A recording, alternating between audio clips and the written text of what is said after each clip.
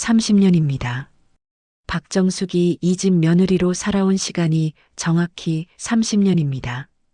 정숙은 오늘도 새벽 5시에 일어나 시어머니 아침상을 차렸고 남편이 출근하기 전 양복을 다려주었으며 점심때가 되자 시어머니가 좋아하는 미역국을 끓였습니다. 56세의 나이에도 허리 한번 제대로 펴지 못한 채 30년을 이렇게 살아왔습니다. 하지만 오늘 정숙의 인생은 완전히 뒤바뀌게 됩니다. 박정숙 씨 검사 결과가 좋지 않습니다.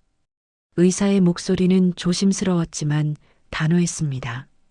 정숙은 하얀 진료실 의자에 앉아 의사의 입만 바라보고 있었습니다. 췌장암 3기입니다. 이미 상당히 진행된 상태라 수술도 어렵습니다. 그러면 얼마나 남았나요? 적극적으로 치료하면 1년에서 1년 반 정도입니다. 정숙의 손이 떨렸습니다. 30년간 쉬지 않고 일한 몸이 이렇게 갑자기 무너질 줄은 몰랐고 그동안 느껴왔던 복통과 소화불량이 단순한 과로가 아니었던 것입니다. 가족분들과 상의하셔서 치료 방향을 정하시는 게 좋겠습니다. 정숙은 고개를 끄덕였지만 가족이라는 단어가 낯설게 느껴졌습니다. 과연 남편과 시어머니가 자신의 병을 얼마나 걱정해 줄까요? 정숙은 버스 뒷자리에 앉아 창밖을 바라봤습니다. 지나가는 사람들이 모두 행복해 보였고 자신만 이 세상에서 멈춰선 것 같았습니다. 이렇게 끝나는 건가? 내 인생이 이렇게 끝나는 건가? 30년 전 26의 정숙은 중매로 한재혁을 만났습니다. 그는 괜찮은 직장에 다니는 성실한 남자처럼 보였고 시어머니 최영자는 며느리를 잘 대해주겠다고 약속했습니다.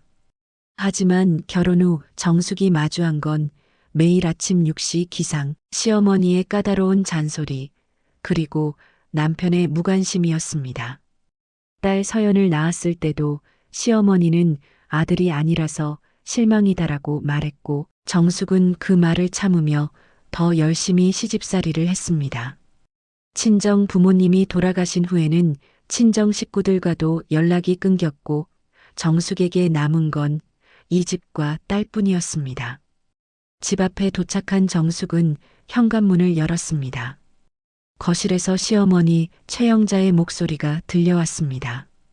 재혁아, 너 요즘 늦게 들어오는 거 보니 또 무슨 일 있는 거 아니야? 아니에요, 어머니. 그냥 회사 일이 좀 많아서요. 정숙은 조용히 신발을 벗으며 귀를 기울였습니다. 남편의 목소리가 평소와 달리 긴장되어 있었습니다.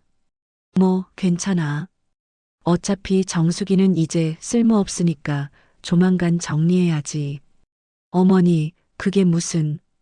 애는 다 컸고 이제 손주도 안 나올 거 아니야. 그 여자 있으면 뭐해. 너도 이제 새 인생 살아야지. 정숙의 심장이 쿵쿵 뛰기 시작했습니다. 현관에 서서 숨을 죽인 채 대화를 엿들었습니다. 하지만 어머니, 뭐가 걱정이야? 재산 분할? 내가 다 알아서 할게. 집도 내 명이고 통장도 내가 관리하잖아. 정숙이한테 줄 건 하나도 없어. 그래도 재혁아, 너 요즘 그 젊은 간호사랑 잘 지내는 거 나 다 안다. 어머니가 반대하는 줄 알아? 오히려 잘 됐어. 정숙이 내보내고 그 여자 데려와. 정숙은 그 자리에서 얼어붙었습니다. 간호사라는 단어가 귓가를 맴돌았습니다. 한 달 전 남편 재혁은 회사 건강검진에서 디스크 진단을 받고 2주간 입원했습니다. 정숙은 매일 병원에 가서 간호를 하려 했지만 재혁은 괜찮으니까 집에서 쉬라며 거절했습니다. 당시에는 남편이 자신을 배려하는 줄 알았는데 이제야 그 이유를 알게 된 것입니다. 어머니, 지금 당장은 좀. 뭐가 당장이야? 정숙이 나이가 벌써 56이야. 더 늙기 전에 정리하는 게 나아. 정숙의 눈에서 눈물이 흘러내렸습니다. 30년입니다. 그녀가 이 집에 바친 시간이 30년인데 이렇게 쉽게 버려지는 것입니다. 정숙은 조용히 뒷걸음질 쳐서 밖으로 나왔습니다. 골목 모퉁이에 서서 주저앉았고 가슴속에서 무언가가 터져 나오려는 것을 느꼈습니다. 울음이 아니라 분노였습니다. 암 선고를 받은 날 남편은 젊은 여자와 바람을 피우고 있었고 시어머니는 나를 내쫓을 계획을 세우고 있었구나. 정숙은 떨리는 손으로 휴대폰을 꺼냈습니다. 미국에 있는 딸 서연에게 전화를 걸까 했지만 멈췄습니다. 딸에게 이런 모습을 보이고 싶지 않았습니다. 그때 정숙의 머릿속에 한 가지 생각이 스쳤습니다. 30년을 참고 살았어. 하지만 이제는 더 이상 참지 않을 거야. 정숙은 집으로 돌아왔습니다. 현관문을 열자 시어머니와 남편이 거실에 앉아 있었습니다. 정숙이 왔네. 어디 갔다 와? 시어머니의 얼굴에는 아무런 죄책감도 없었습니다. 오히려 귀찮다는 표정이었습니다. 병원 좀 다녀왔어요. 병원? 또 어디 아파? 아니에요. 그냥 정기검진이에요. 정숙은 웃으며 대답했습니다. 시어머니는 더 이상 관심을 보이지 않았고 남편 재혁은 휴대폰만 들여다보고 있었습니다. 정숙은 부엌으로 들어가 저녁 준비를 시작했습니다. 칼로 물을 썰면서 그녀는 차분하게 생각을 정리했습니다. 1년에서 1년 반. 죽기 전에 할 수 있는 일이 뭘까? 그 순간 정숙은 결심했습니다. 남은 시간 동안 자신을 배신한 사람들에게 대가를 치르게 하겠다고 30년 동안 참았던 분노를 모두 쏟아내겠다고 말입니다. 그날 밤 정숙은 잠들지 못했습니다. 옆에서 코를 고는 남편을 바라보며 그녀는 조용히 일어나 서재로 갔습니다. 오래된 서랍장을 열자 낡은 통장 3개가 나왔습니다. 30년 동안 정숙은 시어머니 몰래 돈을 모았습니다. 생활비에서 조금씩, 명절 용돈에서 조금씩, 딸에게 받은 용돈에서도 조금씩 모았습니다. 통장 잔액을 확인한 정숙의 눈이 커졌습니다. 5억 2천만 원. 적은 돈은 아니었습니다. 하지만 정숙이 원하는 건 돈이 아니었습니다. 복수였습니다. 서랍 깊숙한 곳에서 정숙은 또 다른 봉투를 꺼냈습니다. 그 안에는 시댁 재산 관련 서류들이 가득 들어 있었습니다. 10년 전 시어머니가 실수로 흘린 서류들을 정숙이 몰래 복사해 둔 것입니다. 이제 시작이야. 정숙은 봉투를 가슴에 꼭 안았습니다. 죽음이 코앞에 다가온 지금 그녀는 더 이상 두려울 게 없었습니다. 다음 날 아침 정숙은 평소처럼 새벽 5시에 일어나 시어머니 아침상을 차렸습니다. 완벽한 며느리의 마지막 연기가 시작된 것입니다. 일주일이 지났습니다. 정숙은 여전히 완벽한 며느리를 연기하고 있었습니다. 새벽에 일어나 아침상을 차리고 남편의 셔츠를 다리고 시어머니의 발 마사지를 해주었습니다. 하지만 이제 그녀의 눈빛은 달랐습니다. 정수가 오늘 미역국 간이 좀 싱거운데? 죄송해요, 어머님. 다시 끓여드릴게요. 에이, 됐어. 어차피 며칠 안 남았는데 뭐. 시어머니 최영자는 중얼거리듯 말했지만 정숙은 그 말을 정확히 들었습니다. 며칠 안 남았다는 말. 자신을 내쫓을 날이 얼마 안 남았다는 뜻이었습니다. 그날 오후 남편 재혁이 평소보다 일찍 퇴근했습니다. 정숙은 거실에서 빨래를 개고 있었고 재혁은 자신의 방으로 들어가 문을 닫았습니다. 10분쯤 지났을까 재혁의 방에서 전화하는 소리가 들렸습니다. 정숙은 슬며시 방문 앞으로 다가갔습니다. 하은아, 나야. 응, 어머니랑 다 얘기했어. 정숙의 심장이 빠르게 뛰기 시작했습니다. 하은, 그 간호사의 이름이었습니다. 이혼은 다음 달 안에 할 거야. 어머니가 변호사도 알아봤대. 응, 걱정 마. 재산 분할도 거의 안 줘도 돼. 집도 어머니 명의고 정숙이 명의로 된 재산은 없거든. 정숙은 이를 악물었습니다. 30년을 함께 살았는데 자신 명의로 된 재산이 하나도 없다는 사실이 지금에야 뼈저리게 느껴졌습니다. 응, 그럼 우리 새 집 알아보자. 내가 전세자금 대출 받을 수 있을 거야. 하은아, 조금만 기다려줘. 사랑해. 정숙은 조용히 부엌으로 돌아왔습니다. 손이 떨렸지만 표정은 차분했습니다. 분노를 꾹꾹 눌러 담으며 그녀는 다음 계획을 세웠습니다. 다음 날 시어머니가 외출한 사이 정숙은 시어머니의 방으로 들어갔습니다. 30년 동안 함부로 들어가 본 적 없는 공간이었지만 이제는 달랐습니다. 오래된 옷장 뒤편에서 정숙은 작은 금고를 발견했습니다. 비밀번호를 몰라 열 수는 없었지만 금고 위에 놓인 서류 봉투가 눈에 들어왔습니다. 봉투를 열자 부동산 등기부등본과 은행 통장 사본들이 쏟아졌습니다. 정숙은 서류들을 하나씩 확인했고 그 내용을 보고 경악했습니다. 집은 시어머니 명의였고 재영 명의의 재산은 거의 없었습니다.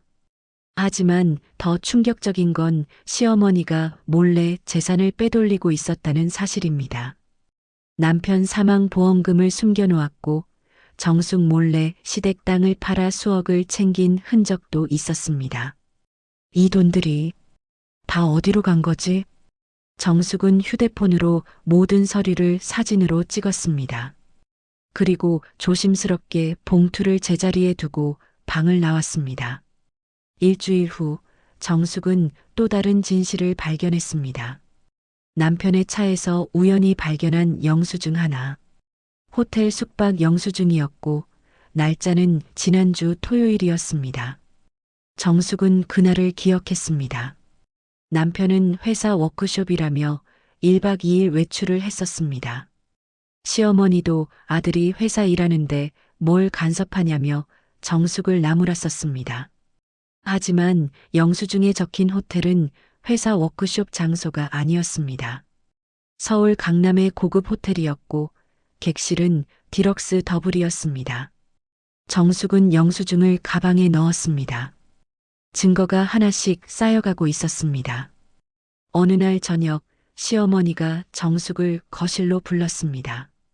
재혁도 함께 앉아 있었고 두 사람의 표정이 심상치 않았습니다. 정숙아, 앉아봐. 정숙은 소파에 앉았습니다. 심장이 두근거렸지만 얼굴은 평온을 유지했습니다. 우리 가족이 이제 솔직하게 얘기할 때가 된 것 같아.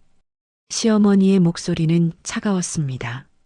재혁은 고개를 숙인 채 시어머니만 바라보고 있었습니다. 뭔 말씀이세요, 어머님? 정수가, 너도 알다시피 재혁이가 이제 나이도 있고 우리 집안에 손주도 필요하잖아. 정숙은 속으로 헛웃음이 나왔습니다. 딸 서연은 손주가 아니란 말입니까? 서연이는 여자아이잖아. 우리 집안은 대를 이을 아들이 필요해. 어머님, 그게 무슨... 내가 하는 말 듣기 싫으면 나가도 돼. 아니면 조용히 들어. 정숙은 입을 다물었습니다.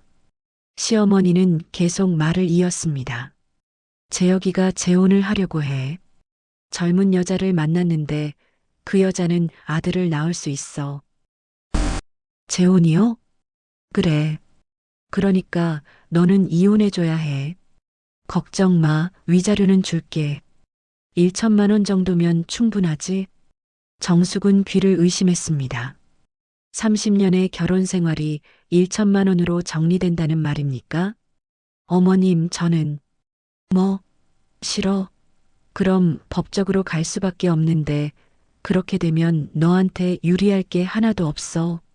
이 집도 내 명이고 통장도 다 내가 관리하고 있잖아. 재혁은 여전히 고개를 숙인 채 아무 말도 하지 않았습니다. 30년을 함께 산 남편이 자신을 지켜주지 않는 것입니다. 생각해봐. 일주일 줄게. 일주일 안에 대답 안 하면 강제로 진행할 거야.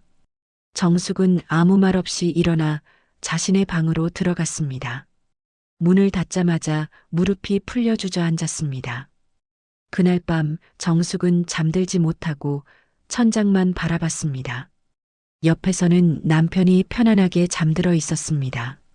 자신의 인생을 무너뜨린 남자가 아무렇지 않게 코를 골고 있는 것입니다. 정숙은 조용히 일어나 서재로 갔습니다. 컴퓨터를 켜고 인터넷 검색을 시작했습니다.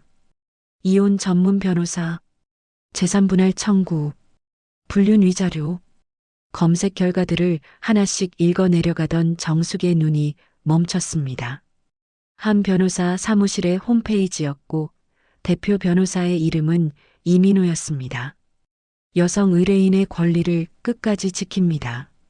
부당한 이혼, 불공정한 재산 분할에 맞서 싸웁니다.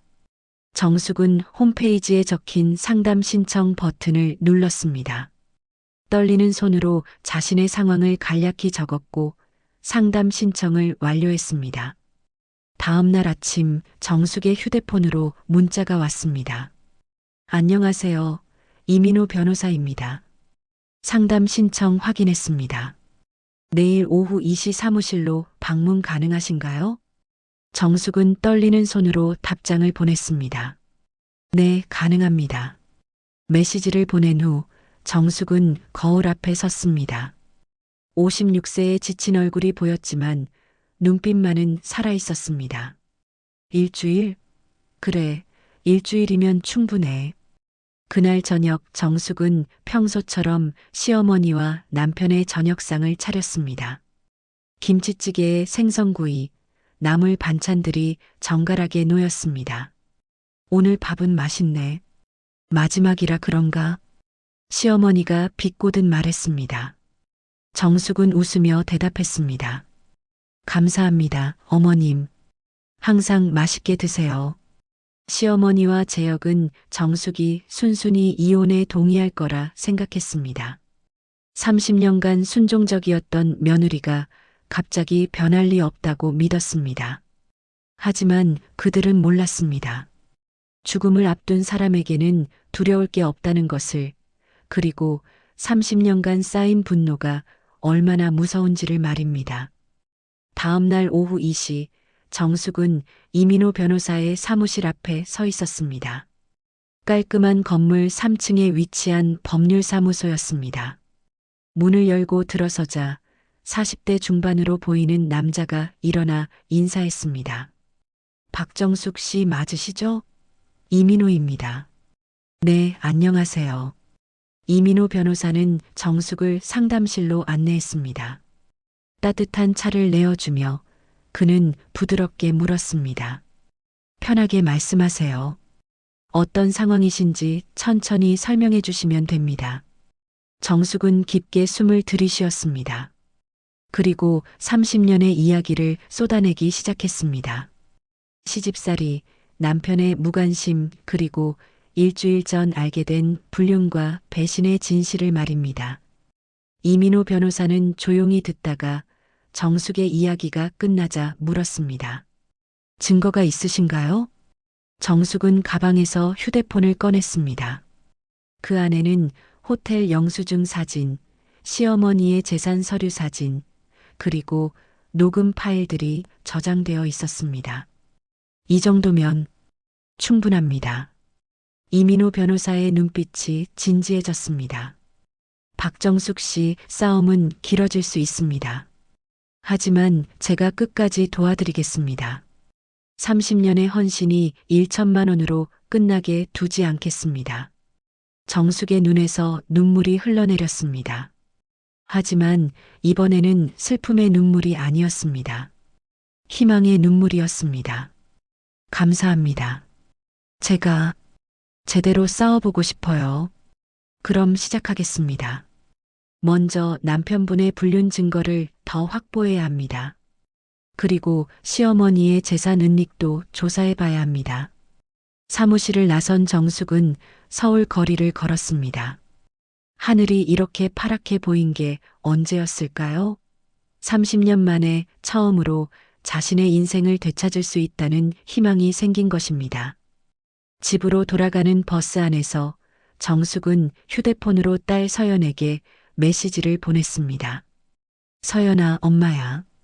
잘 지내고 있지? 엄마도 잘 있어. 곧 좋은 소식 들려줄게. 메시지를 보낸 후 정숙은 창밖을 바라보며 미소 지었습니다. 진짜 싸움은 이제부터입니다. 그날 밤 정숙은 시어머니와 남편 앞에서 말했습니다. 어머님, 생각해 봤어요. 이혼하겠습니다. 시어머니의 얼굴에 미소가 번졌습니다. 오, 그래. 현명한 선택이야. 대신 조건이 있어요. 조건? 뭔데? 재산 분할은 법대로 하고 싶어요. 그리고 위자료도 적정 금액으로 받고 싶습니다.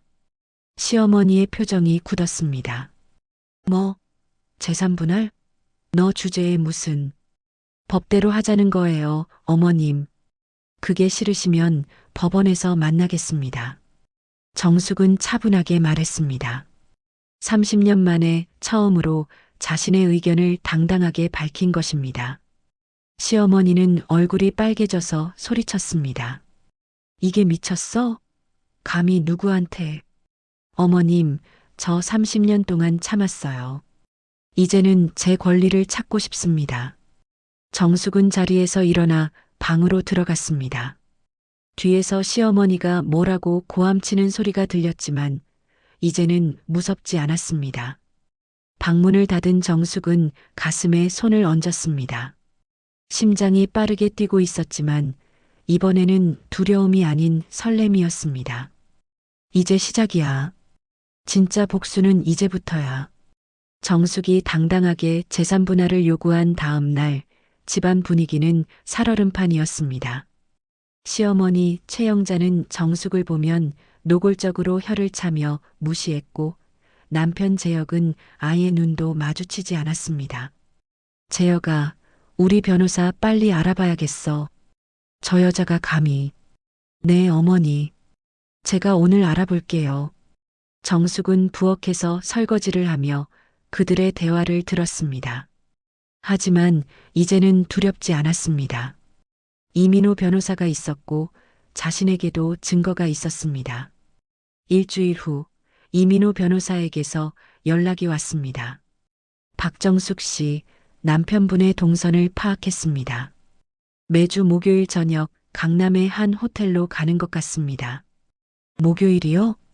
네, 이번 주 목요일에 직접 확인해 보시는 게 좋을 것 같습니다. 사진이나 영상 증거가 있으면 더욱 유리합니다. 정숙은 망설였습니다.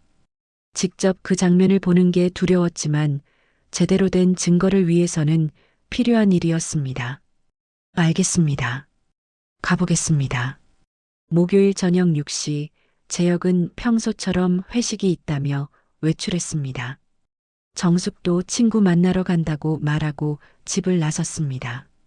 강남의 고급 호텔 로비에서 정숙은 모자를 깊이 눌러쓰고 구석 소파에 앉았습니다.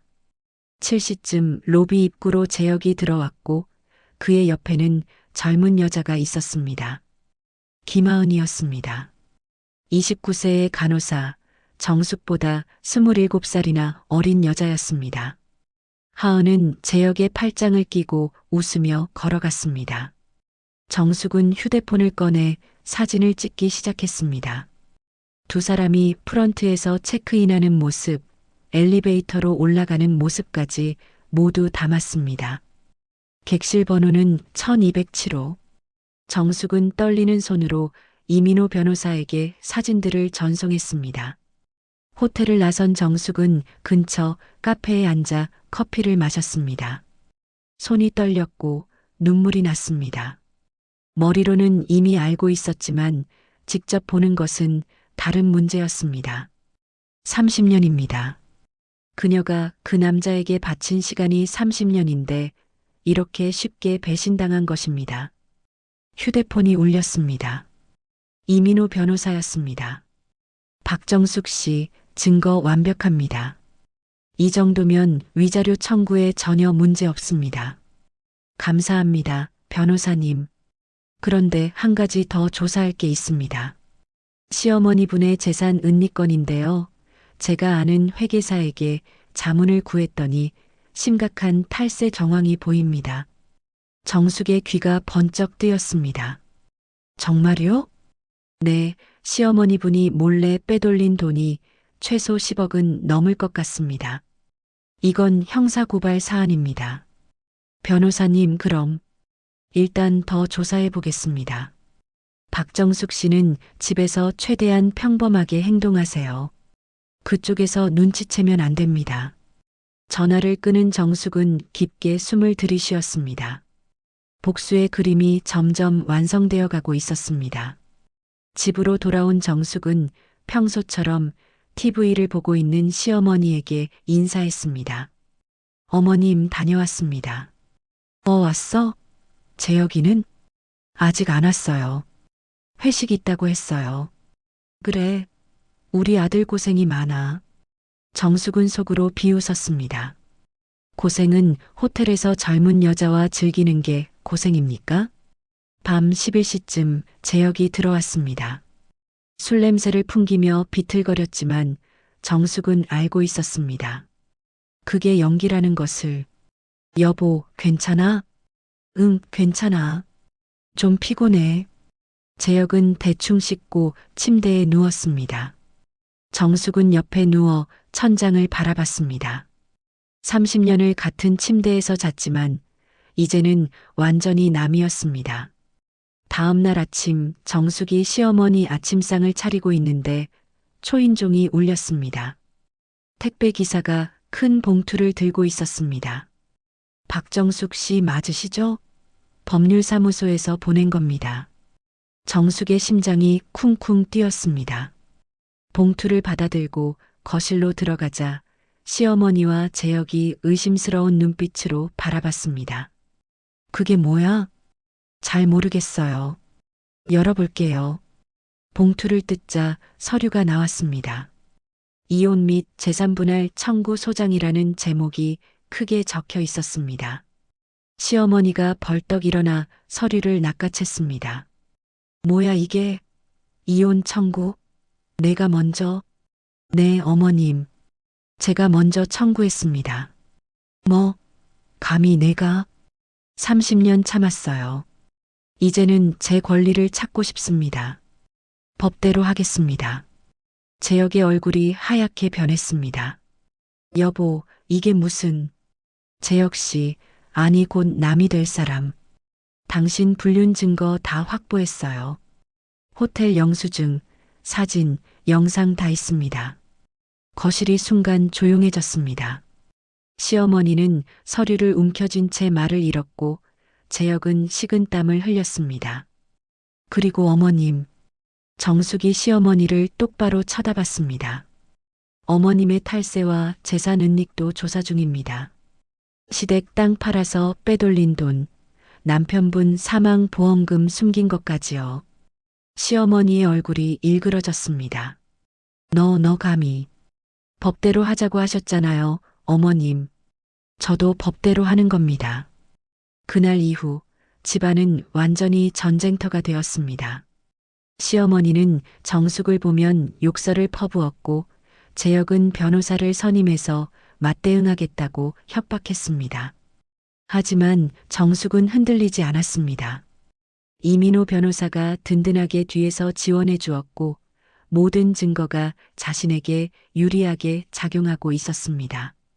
어느 날 저녁 정숙은 서재에서 오래된 상자를 뒤지고 있었습니다. 30년 동안 모아온 추억의 물건들이 담긴 상자였습니다. 그때 상자 맨 밑에서 낡은 봉투 하나가 나왔습니다. 봉투에는 재혁에게라고 적혀 있었고 필체가 익숙했습니다. 정숙은 봉투를 열었습니다. 안에는 편지 한 장이 들어 있었습니다. 재혁아, 미안하다. 내가 너무 어리석었어. 너희 집안 재산 때문에 결혼했다는 걸 들켰구나. 어머니가 날 쫓아내려고 해. 나는 떠날게. 하지만 한 가지만 기억해줘. 내 아이를 임신했어. 이 아이는 꼭 지켜줘. 마이너스 수진. 정숙은 편지를 읽고 또 읽었습니다. 수진? 그 이름을 어디선가 들어본 것 같았습니다.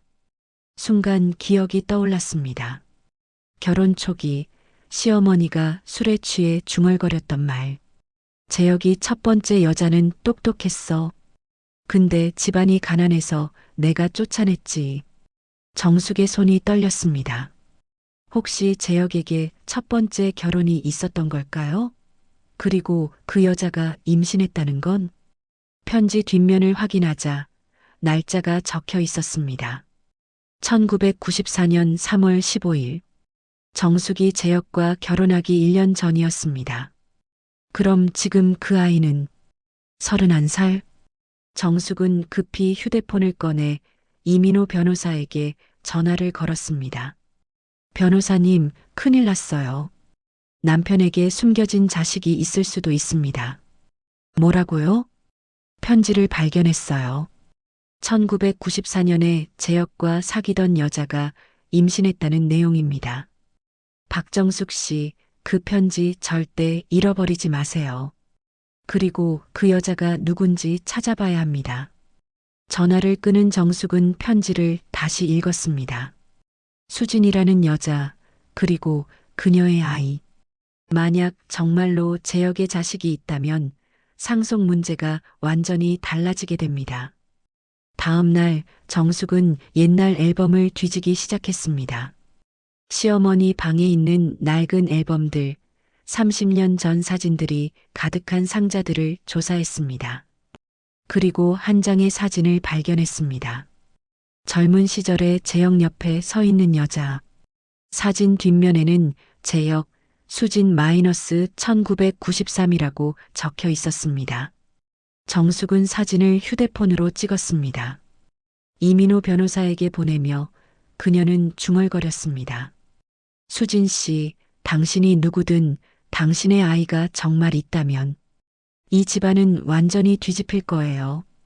일주일 후 이민호 변호사에게서 연락이 왔습니다. 박정숙 씨 찾았습니다. 강수진이라는 여성, 현재 부산에 살고 있습니다. 정말요? 네, 그리고 1994년에 아들을 낳았습니다. 이름은 강민준, 지금 31세입니다. 정숙은 숨이 멎는 것 같았습니다. 그럼 그 아이가 정말로 DNA 검사를 해봐야 확실하겠지만 가능성이 매우 높습니다. 박정숙 씨, 이건 엄청난 카드입니다. 변호사님, 그 여자를 만나볼 수 있을까요? 제가 연락해 보겠습니다. 하지만 조심스럽게 접근해야 합니다. 전화를 끊은 정숙은 거울 앞에 섰습니다. 30년 만에 처음으로 자신이 승리할 수 있다는 확신이 들었습니다. 그날 저녁 시어머니가 정숙을 불렀습니다. 정숙아, 우리 좀 얘기하자. 거실에는 시어머니와 재혁 그리고 낯선 중년 남자가 앉아 있었습니다. 이분은 우리 변호사야. 김철수 변호사님. 김철수 변호사는 정숙을 차갑게 바라보며 말했습니다. 박정숙 씨, 이혼은 서로 합의하에 진행하는 게 좋습니다. 소송으로 가면 시간도 오래 걸리고 서로에게 상처만 됩니다. 저는 법대로 하고 싶습니다. 법대로요? 그럼 박정숙 씨도 불리할 수 있습니다. 예를 들어 박정숙 씨가 30년간 가정에 기여한 게 뭡니까? 제가 30년간 이 집을 지켰어요. 시어머니를 모셨고 남편을 뒷바라지했습니다. 그건 며느리의 당연한 의무 아닙니까? 법원이 그걸 인정해 줄까요?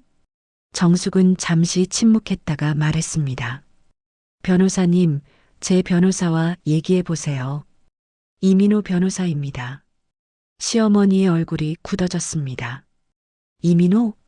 그 유명한 이혼 전문 변호사? 네, 어머님. 저도 이제 제대로 싸울 준비가 됐습니다. 정숙은 자리에서 일어나 방으로 들어갔습니다. 뒤에서 시어머니가 뭔가 고함치는 소리가 들렸지만 이제는 아무렇지도 않았습니다. 방에 들어온 정숙은 서랍에서 수진의 편지를 꺼냈습니다.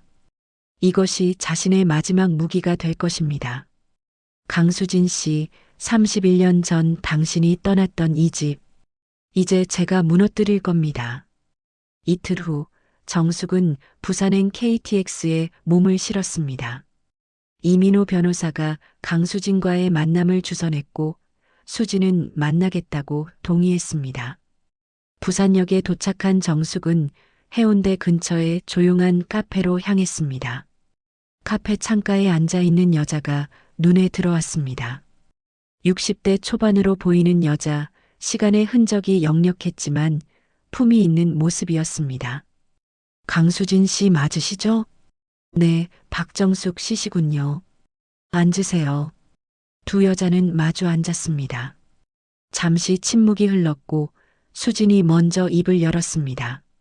제 편지를 찾으셨다고 들었어요. 네, 서재에서 우연히 발견했습니다. 수진은 쓸쓸하게 웃었습니다. 31년 전이네요. 제가 그 집을 떠난 게 무슨 일이 있었나요? 수진은 커피를 한 모금 마시고 천천히 이야기를 시작했습니다. 1993년 저는 재혁을 만났어요. 그때 저는 가난한 집안 출신이었고 재혁은 괜찮은 집안의 아들이었죠. 우리는 사랑했어요. 진심으로. 수진의 목소리에는 그리움이 묻어났습니다. 1994년 초 저는 임신한 사실을 알았어요. 재혁에게 말했더니 결혼하자고 했죠. 저는 행복했어요. 그런데 뭐가 잘못됐나요? 시어머니, 최영자가 문제였어요. 그분은 제 집안을 조사했고 가난하다는 이유로 결혼을 반대했어요. 재혁은 어머니를 설득하려 했지만 소용없었죠. 정숙은 조용히 듣고 있었습니다. 30년 전에도 똑같은 일이 있었던 것입니다. 어느 날 시어머니가 저를 따로 불렀어요.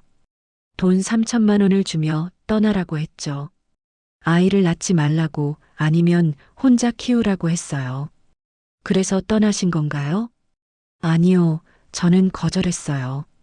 하지만 시어머니는 포기하지 않았어요. 제 부모님 가게에 세무조사가 들어왔고 부모님은 빚더미에 앉으셨어요. 시어머니의 짓이었죠. 정숙은 숨이 막혔습니다. 최영자는 31년 전에도 똑같은 방법을 썼던 것입니다. 저는 부모님을 위해 떠나기로 했어요. 재혁에게 편지를 남기고 부산으로 왔죠. 그리고 혼자 아들을 낳았습니다. 그 아들이 강민준인가요? 네, 민준이에요. 지금은 훌륭한 사람으로 자랐어요. 의사입니다. 수진의 얼굴에 자부심이 스쳤습니다. 재혁은 모르나요? 자신에게 아들이 있다는 걸 몰랐을 거예요. 시어머니가 제 편지를 숨겼을 테니까요. 아니면 알면서도 모른 척 했거나. 정숙은 분노가 치밀어 올랐습니다. 최영자는 31년 전에도 한 여자의 인생을 망쳤고 지금도 똑같은 짓을 하고 있었던 것입니다. 수진 씨, 제가 부탁이 있습니다. 말씀하세요. 민준 씨와 함께 DNA 검사를 해주실 수 있나요? 재혁이 친아버지라는 걸 증명해야 합니다. 수진은 잠시 망설였습니다. 그게 민준이한테 상처가 될까봐 걱정돼요. 그 아이는 아버지 없이 잘 자랐거든요. 이해합니다. 하지만 이건 민준 씨의 권리이기도 해요. 법적으로 재혁의 아들이라면 상속받을 권리가 있습니다. 수진은 깊게 한숨을 쉬었습니다. 알겠어요. 민준이와 상의해 볼게요. 하지만 한 가지 조건이 있어요. 뭔가요? 최영자 그 여자 제대로 벌을 받게 해주세요. 31년 동안 저는 그 사람을 용서할 수 없었어요. 정숙은 수진의 손을 잡았습니다. 약속합니다. 함께 복수합시다. 서울로 돌아온 정숙은 이민호 변호사를 만났습니다. 변호사님, 수진 씨가 동의했어요. DNA 검사를 할 겁니다. 잘 됐습니다. 이제 본격적으로 움직이겠습니다. 시어머니의 탈세건은 어떻게 됐나요? 국세청에 제보했습니다. 조만간 세무조사가 나갈 겁니다. 그리고 재산 은닉도 검찰에 고발할 예정입니다. 정숙은 깊게 숨을 들이쉬었습니다. 드디어 복수가 시작되는 것입니다. 일주일 후 강민준이 서울로 올라왔습니다. 31세의 젊은 의사, 어머니 수진을 닮은 온화한 인상이었습니다. 안녕하세요, 박정숙 씨. 어머니한테 얘기 들었습니다. 만나주셔서 감사합니다. 민주는 복잡한 표정을 지었습니다. 솔직히 말하면 아버지에 대해 알고 싶지 않았어요. 어머니 혼자 저를 키우셨고 그것만으로도 충분했거든요. 이해합니다. 하지만 어머니가 간곡히 부탁하셨어요. 그래서 왔습니다. DNA 검사하겠습니다. DNA 검사를 위해서는 재혁의 샘플이 필요했습니다. 정숙은 집에서 재혁이 쓰던 칫솔을 몰래 가져왔고 검사기관에 제출했습니다. 2주 후 결과가 나왔습니다. 99.99% 친자관계 일치. 강민주는 한재혁의 친아들이 확실했습니다. 변호사님, 이제 뭘 해야 하나요? 재혁 씨와 시어머니에게 통보할 겁니다. 강민준 씨가 법적 상속인이라는 사실을요. 그날 정숙은 집으로 돌아와 시어머니와 재혁을 거실로 불렀습니다. 무슨 일이야? 시어머니가 짜증 섞인 목소리로 물었습니다. 중요한 얘기가 있어요. 정숙은 봉투에서 서류를 꺼냈습니다. DNA 검사 결과지였습니다. 이게 뭐야? 재혁이 서류를 낚아챘고 내용을 읽더니 얼굴이 창백해졌습니다. 이게 무슨...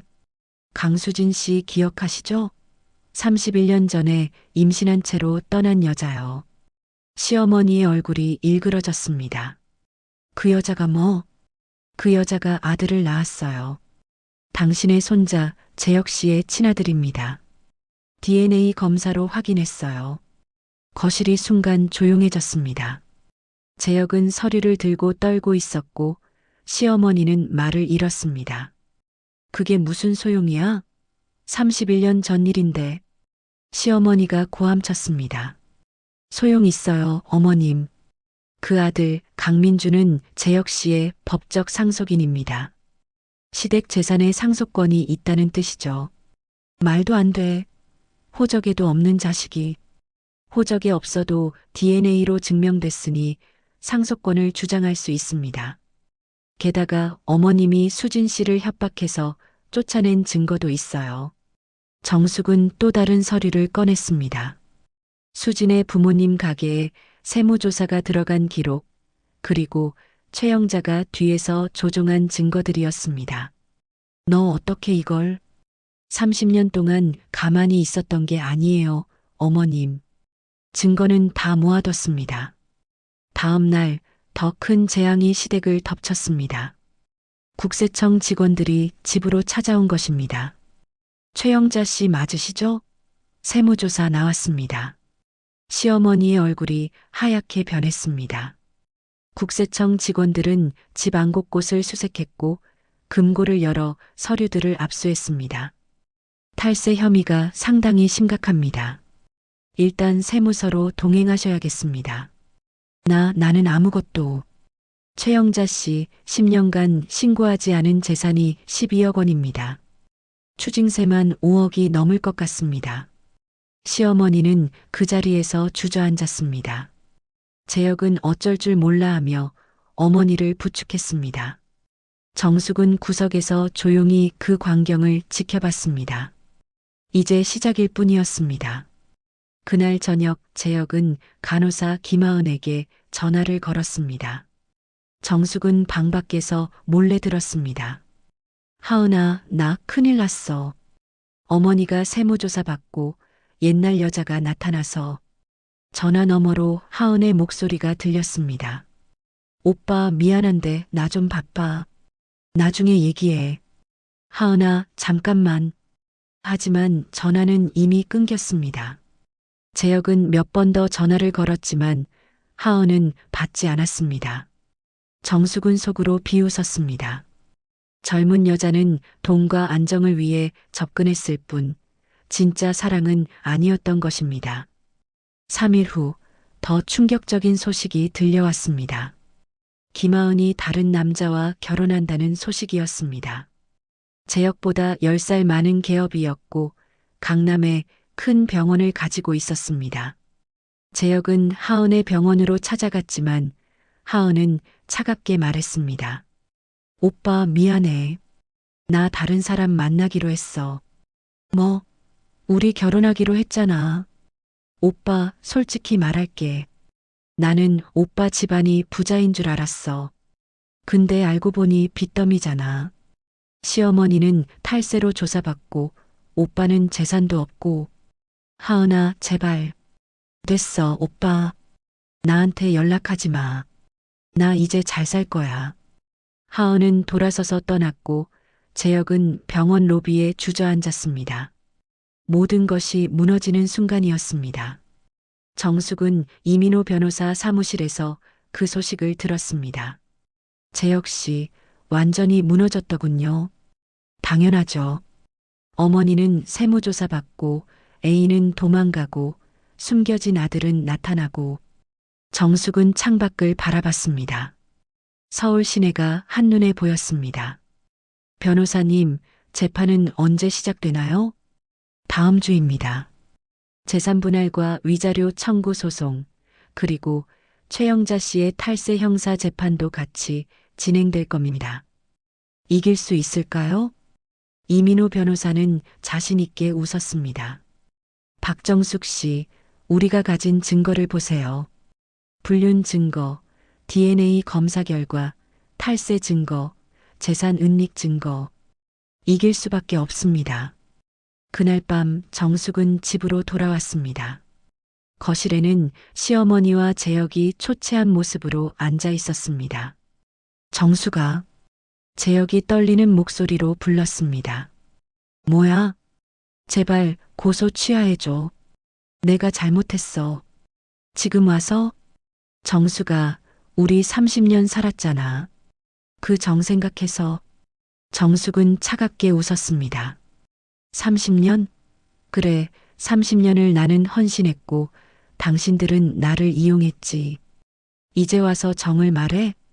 시어머니가 벌떡 일어났습니다. 이 여자가 진짜 우리 집안을 이렇게 만들어 놓고. 어머님이 만든 거예요. 31년 전에도 지금도. 어머님이 저지른 일들의 대가를 치르는 것뿐이에요. 너. 시어머니는 말을 잇지 못하고 주저앉았습니다. 30년 동안 군림했던 여자가 완전히 무너진 순간이었습니다.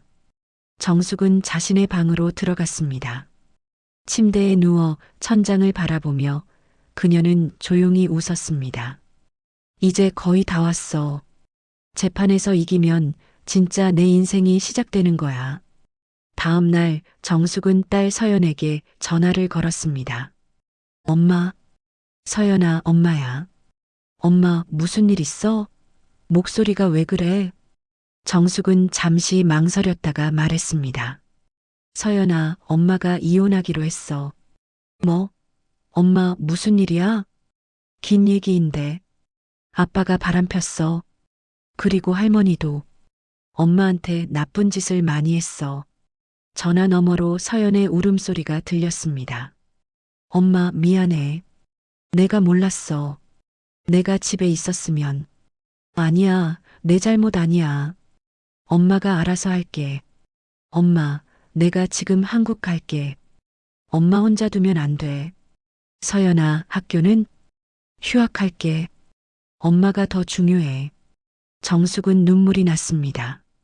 30년 동안 시댁 식구들에게 받지 못한 사랑을 딸이 주고 있었습니다. 고마워, 서연아. 엄마 기다릴게. 전화를 끊은 정숙은 창밖을 바라봤습니다. 비가 내리고 있었지만 그녀의 마음은 맑았습니다. 재판은 일주일 후였습니다. 정숙은 마지막 준비를 시작했습니다. 30년의 한을 풀 시간이 다가오고 있었습니다. 재판 당일 서울가정법원은 긴장감으로 가득했습니다. 정숙은 검은색 정장을 입고 이민호 변호사 옆에 앉아 있었습니다. 맞은편에는 재혁과 그의 변호사 김철수가 앉아 있었고 방청석에는 시어머니 최영자가 초췌한 모습으로 앉아 있었습니다. 모두 일어나 주십시오.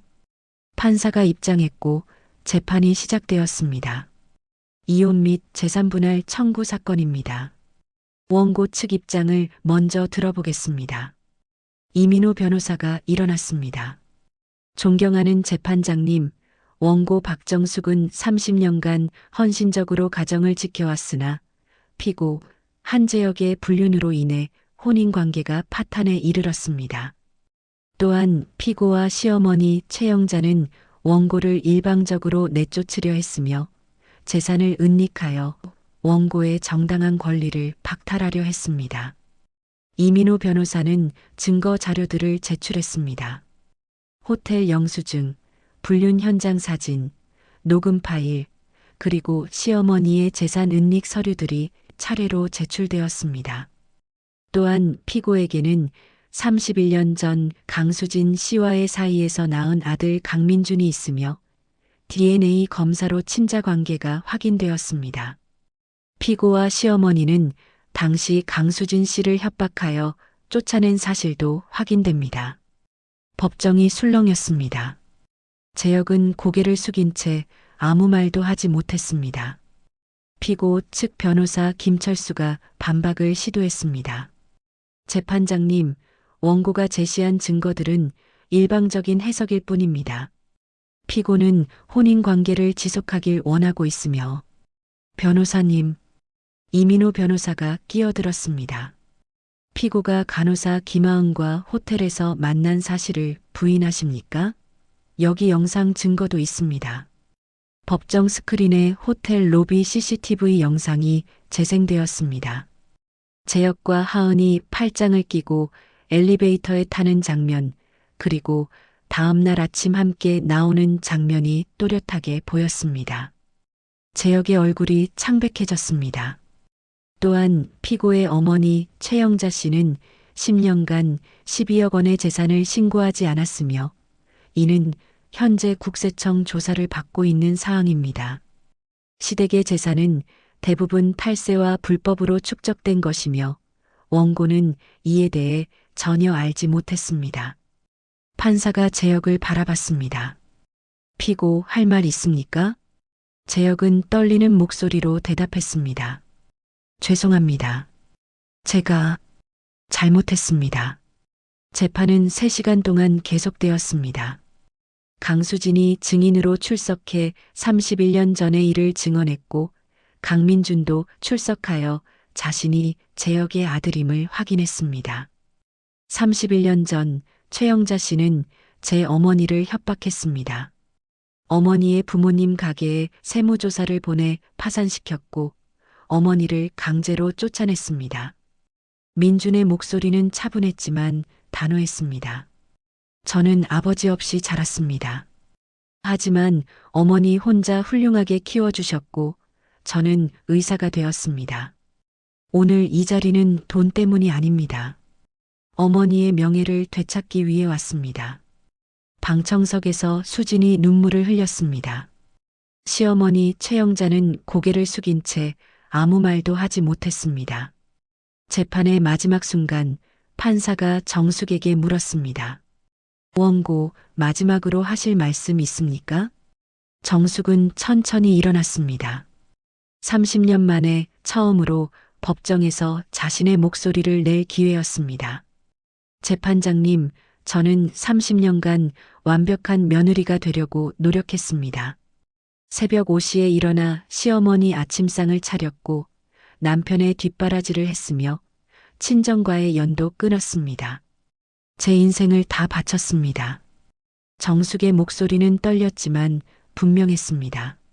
하지만 그들은 저를 사람으로 보지 않았습니다. 하인처럼, 도구처럼 사용했습니다. 그리고 쓸모 없어지자 버리려 했습니다.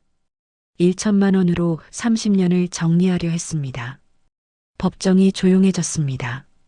저는 복수하려고 여기 온 게 아닙니다. 제 권리를 찾으러 왔습니다. 30년의 헌신이 인정받기를 바랍니다. 그리고 저와 같은 여성들이 더 이상 이런 일을 겪지 않기를 바랍니다. 정숙은 자리에 앉았습니다. 방청석에서 박수가 터져 나왔고 판사는 조용히 하라고 손짓했습니다. 일주일 후 판결이 나왔습니다. 정숙은 이민호 변호사 그리고 딸 서연과 함께 법원에 도착했습니다. 모두 일어나 주십시오.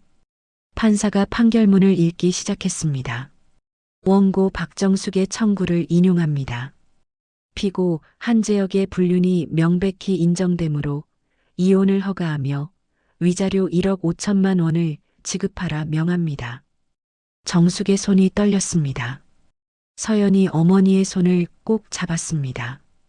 또한 재산 분할의 경우 원고가 30년간 가정에 기여한 바를 인정하여 시댁 재산의 40%를 원고에게 분할합니다. 이는 약 4억 원에 해당합니다. 재혁은 고개를 떨구었습니다. 추가로 피고의 친자 강민준에게도 법적 상속권이 인정되며 시댁 재산에 대한 권리를 주장할 수 있습니다.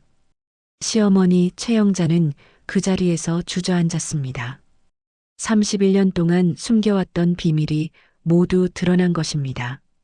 피고의 어머니 최영자의 탈세건은 형사재판에서 별도로 다뤄질 것입니다. 이상으로 판결을 마칩니다. 법원 밖으로 나온 정숙은 깊게 숨을 들이쉬었습니다. 가을 하늘이 유난히 맑았습니다. 엄마, 축하해. 서연이 어머니를 껴안았습니다. 정숙은 딸의 품에서 그동안 참았던 눈물을 쏟아냈습니다. 고생했어요, 박정숙 씨. 정말 잘 싸우셨습니다. 이민호 변호사가 악수를 청했습니다. 감사합니다, 변호사님. 변호사님이 아니었으면 이길 수 없었을 거예요. 아니에요. 박정숙 씨가 포기하지 않았기 때문에 이긴 겁니다. 그날 저녁 정숙은 마지막으로 그 집을 방문했습니다. 짐을 챙기러 온 것입니다. 거실에는 시어머니와 재혁이 앉아 있었습니다. 두 사람 모두 초췌한 모습이었습니다. 정숙아, 재혁이 떨리는 목소리로 불렀습니다. 이제 남이에요. 편하게 부르지 마세요. 정숙은 차갑게 말했습니다. 미안해. 정말 미안해. 내가 잘못했어. 지금 와서 미안하다고 다 되나요? 30년이에요, 30년. 재혁은 아무 말도 하지 못했습니다. 시어머니가 일어났습니다. 정수가, 아니 박정숙 씨, 내가 잘못했어. 정숙은 시어머니를 바라봤습니다. 82세의 노인은 더 이상 위험 있는 모습이 아니었습니다. 그저 자신의 잘못으로 모든 것을 잃은 늙은 여자일 뿐이었습니다. 31년 전에도 어머님은 한 여자의 인생을 망쳤어요. 강수진 씨를요. 그리고 저도 망치려 했죠. 미안하다. 정말 미안하다. 정숙은 잠시 침묵했습니다. 어머님, 저는 어머님을 용서할 수 없어요. 하지만 복수도 더 이상 하지 않을 거예요. 법이 심판했으니까요. 정숙은 짐을 들고 현관으로 향했습니다. 박정숙 씨, 시어머니가 불렀습니다. 당신은 정말 강한 사람이야. 내가 잘못 봤어. 정숙은 돌아보지 않고 문을 열었습니다. 안녕히 계세요. 다시는 보지 않기를 바랍니다. 문이 닫혔고 30년의 시집살이가 끝났습니다. 3개월 후 정숙은 제주도의 작은 게스트하우스를 열었습니다. 재판에서 받은 돈으로 시작한 새로운 인생이었습니다. 엄마, 여기 경치 정말 좋다. 딸 서연이 게스트하우스 테라스에서 바다를 바라보며 외쳤습니다. 서연은 미국 유학을 포기하고 한국에 남아 어머니를 돕기로 했습니다. 그치? 엄마도 여기가 좋아. 정숙은 커피를 마시며 수평선을 바라봤습니다. 56세의 나이에 시작하는 새로운 인생이었지만 두렵지 않았습니다. 초인종이 울렸고 손님이 들어왔습니다. 강수진과 강민준이었습니다. 정숙 씨, 어머, 수진 씨, 민준 씨도. 네 사람은 반갑게 인사를 나눴습니다. 재판 이후 정숙과 수진은 가까워졌고 서로의 아픔을 이해하는 친구가 되었습니다. 게스트하우스 정말 예쁘네요. 감사합니다. 다 수진 씨 덕분이에요. 용기를 내서 싸울 수 있었어요. 아니에요. 정숙 씨가 강했던 거예요. 네 사람은 테라스에 앉아 차를 마셨습니다. 수진이 조심스럽게 물었습니다. 재혁은 어떻게 됐대요? 들었어요. 회사 그만두고 지방으로 내려갔대요. 어머니 세무조사 건으로 집도 팔렸고요. 민준아, 너는 아버지 만날 생각 없어? 수진이 아들에게 물었습니다. 아니요, 어머니. 저는 괜찮아요. 어머니가 아버지고 가족이에요. 민주는 어머니의 손을 잡았습니다. 하지만 법적으로는 상속권이 있잖아. 그건 어머니가 결정하세요. 저는 그 집안하고는 관계 맺고 싶지 않아요. 정숙이 미소 지었습니다. 민준 씨는 훌륭한 사람이에요. 수진 씨가 잘 키우셨어요. 해가 지고 있었습니다. 네 사람은 테라스에서 노을을 바라봤습니다. 정숙 씨, 후회는 안 해요? 수진이 물었습니다. 뭐요? 싸운 거요. 그냥 조용히 이혼하고 나올 수도 있었잖아요. 정숙은 고개를 저었습니다. 아니요, 전혀요. 30년 동안 제가 참기만 했다면 죽을 때까지 후회했을 거예요. 제대로 싸워서 제 권리를 찾았어요. 이제는 당당해요. 저도요. 31년 만에 복수했어요. 아니, 복수가 아니라 진실을 밝힌 거죠. 두 여자는 손을 맞잡았습니다. 서로 다른 시대를 살았지만 같은 아픔을 겪은 두 여자였습니다. 그날 밤 정숙은 혼자 바닷가를 걸었습니다.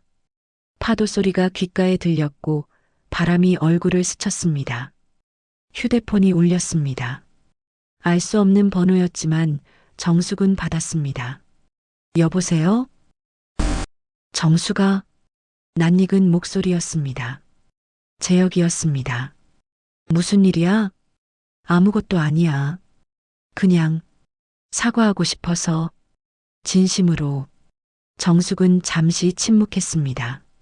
사과받았어. 그런데 용서는 안 할 거야. 알아. 용서받을 자격도 없지. 다른 일 없으면 끊을게. 정숙아. 왜? 행복하게 살아. 진심이야. 정숙은 전화를 끊었습니다. 그리고 바다를 바라보며 깊게 숨을 들이쉬었습니다. 행복? 그래. 이제야 내 인생을 살겠어. 1년 후 정숙의 게스트하우스는 입소문을 타며 유명해졌습니다. 새로운 시작을 원하는 여성들의 쉼터라는 콘셉트로 많은 중년 여성들이 찾아왔습니다. 정숙은 손님들과 이야기를 나누며 자신의 경험을 나눴습니다. 그리고 힘든 시간을 겪는 여성들에게 용기를 주었습니다. 포기하지 마세요. 나이는 숫자일 뿐이에요. 저는 56세에 새 인생을 시작했어요. 어느 날 정숙은 병원 검진을 받았습니다. 암 선고를 받은 지 2년이 지났고 의사는 놀라운 소식을 전했습니다. 박정숙 씨, 암세포가 거의 사라졌습니다. 기적 같은 일이에요. 정말요? 네, 스트레스를 없애고 행복하게 사신 게 효과가 있었나 봅니다. 완치라고 봐도 될 것 같습니다. 정숙은 진료실을 나서며 하늘을 올려다봤습니다. 눈물이 났습니다. 하지만 이번에는 행복의 눈물이었습니다. 그날 저녁 정숙은 게스트하우스 테라스에서 일기를 썼습니다. 오늘은 2026년 11월 11일입니다. 암이 완치됐습니다. 의사 선생님은 기적이라고 했지만 저는 알아요. 이건 제가 싸워서 얻은 결과예요. 30년 동안 참고 살았습니다. 하지만 마지막 1년 저는 제대로 싸웠어요. 제 권리를 찾았고 존엄을 되찾았습니다.